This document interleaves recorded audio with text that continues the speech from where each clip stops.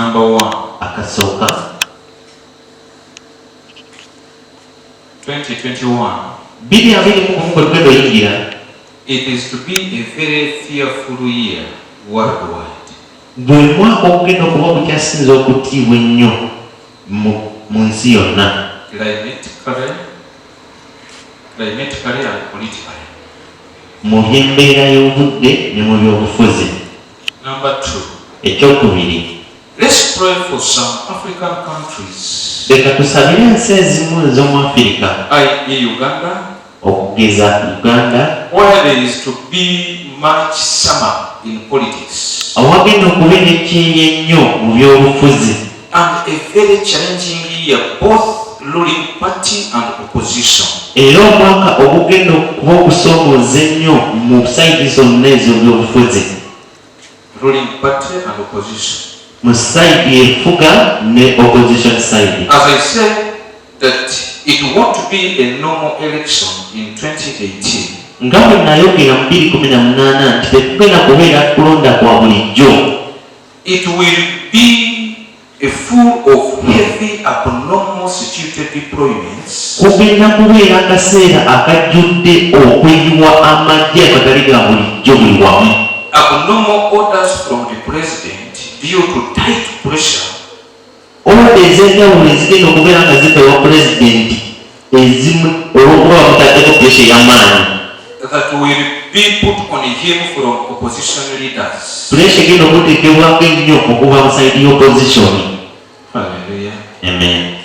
And from over 19 nations saying one word, you must go. Era n'okuva mu nsi ez'enjawulo 9 nga zonna zoogera ekigambo kimu nti oteekwa okuvaako. Number 3. Ekyo obunabbi bwokusatu. A year of total economic crisis. Omwaka ogujjudde akatyabaga ak'amaanyi mu byenfuna. Not only Africa, but also Western countries. Si mu Africa mwokka naye mu n'ensi z'abazungu. Hence too much poverty. Ekigenda okuviiramu obwavu obungi ennyo. Falling of the prices of commodities. Okugwa kw'ebbeeyi y'ebintu. And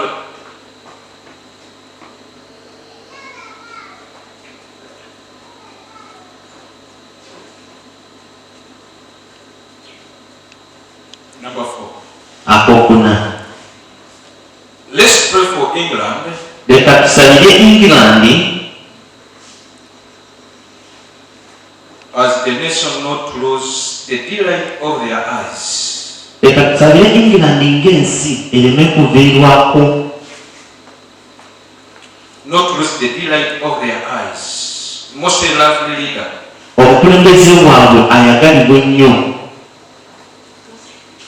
Hallelujah. Amen. Let's pray for England. Leka tusabire England ng'ensi not lose the delight of their eyes. Ereme okuviirwako omwagalwa waabwe ennyo. The most lovely leader. Omukulembeze asinga okwagalibwa ennyo. Number 5. Akokutaano. Let's pray for a tower very tall with the sign of the cross. Leka tusabire tawa empanvu ennyo eriko akabonero k'omusaalaba. Not to break and fall. Ereme kumenyeka na kugwa. Which may cause the world mourning for 3 weeks. Ekiyinza okuviirako ensi yonna okungubako okumala wiiki 3. I'm talking about the Catholic. Wano njogera ku ddiini y'ekikatoliki. Hallelujah. Amen. Number 6. Obunabbi bw'omukaaga. Let's pray for Nigeria. Leka tusabire nnyo Nigeria. Not in the middle of the year 2021. Nga makkati g'omwaka 2021. Not riot. Not riot. Waleme kubeerawo kwegugunga. In demanding for a new king. Mu ngeri y'okubanjiramu kabaka omupya. As the Israelites. Nga Abayisirayiri. How they demanded and cried for a new king, and so was given to them. gye baakaabamu nga babanja kabaka omupya ne baweebwa Sawulo, who ruled them with an iron hand. eyabafuga n'omutima ogw'ekyuma, An iron hand. n'omukono ogw'ekyuma. Hallelujah. Amen. Let us pray in the name of Jesus, Leka tusabe mu linnya erya Yesu, especially my country Uganda. okusingira ddala ensi yange Uganda. It is to be a challenging year. Gugenda kuba omwaka ogukyasinza osoomooza Both the ruling party ku sayidi zombi eri oludda olufuga and opposition. n'oluvuganya. As I said in 2017-2018, Nga bwe nakyogera mu 2017-2018 eyo, that this won't be like the usual election. nti okulonda kuno kwe tulimu tekugenda kubeera ng'okulonda okwali okwa bulijjo. There will be heavy abnormal security deployments. Wagenda kubeerawo okweyiwa amagye okw'amaanyi okw'enjawulo buli wamu, Dying of toads and frogs on the streets. okugenda okuviirako okufa kw'ebikere n'obuyamba, Where the vultures will help in collecting these lifeless toads and frogs. kati zino ensega we zinaayambirako mu kuŋŋaanya emirambo gy'ebikere n'obuyamba. Let us pray in the name of Jesus. Leka tusabe nnyo mu linnya erya Yesu.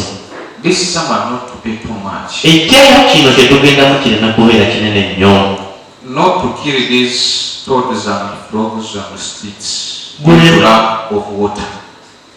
Ekyayo kino kireme kutta bikere n'obuyamba buno okufiira ku street ku lw'ebbula ly'amazzi oba ekyeri ekinene.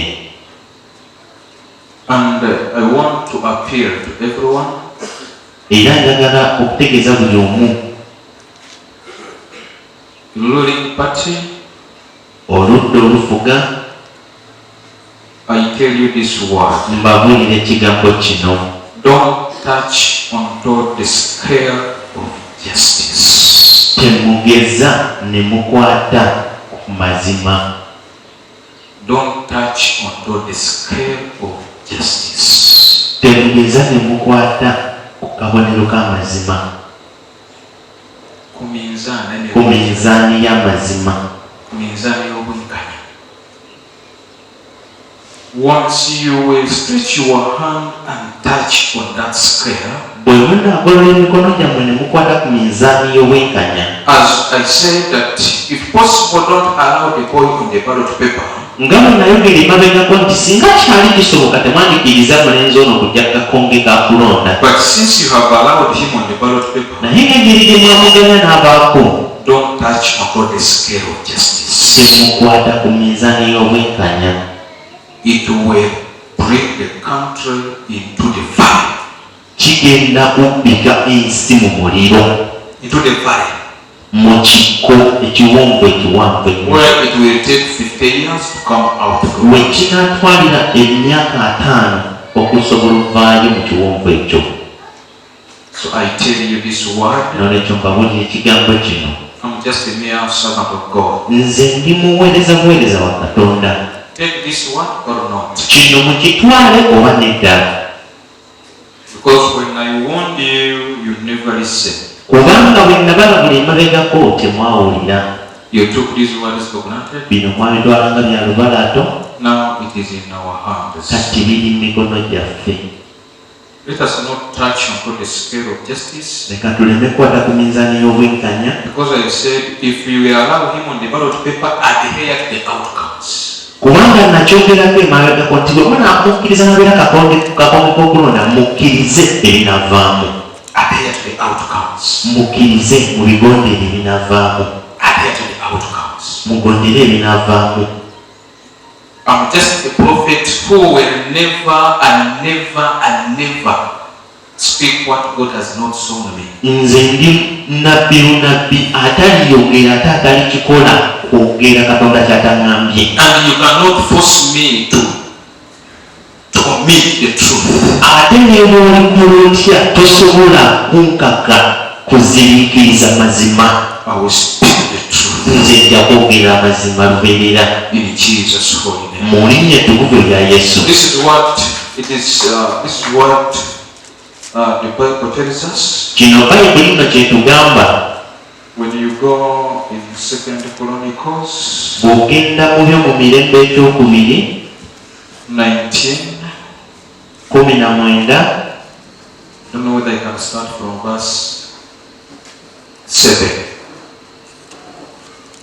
Honor the Lord and act carefully. Honor the Lord mugondere Katonda and act carefully. Era mukole n'obwegendereza. Because the Lord our God does not tolerate fraud. Kubanga Katonda waffe. You can read there. Ebyo mu Mirembe ekyokubiri 19 okutandika n'olunyiriri olw'omusanvu. Kale nno entiisa ya Mukama ebeere ku mmwe.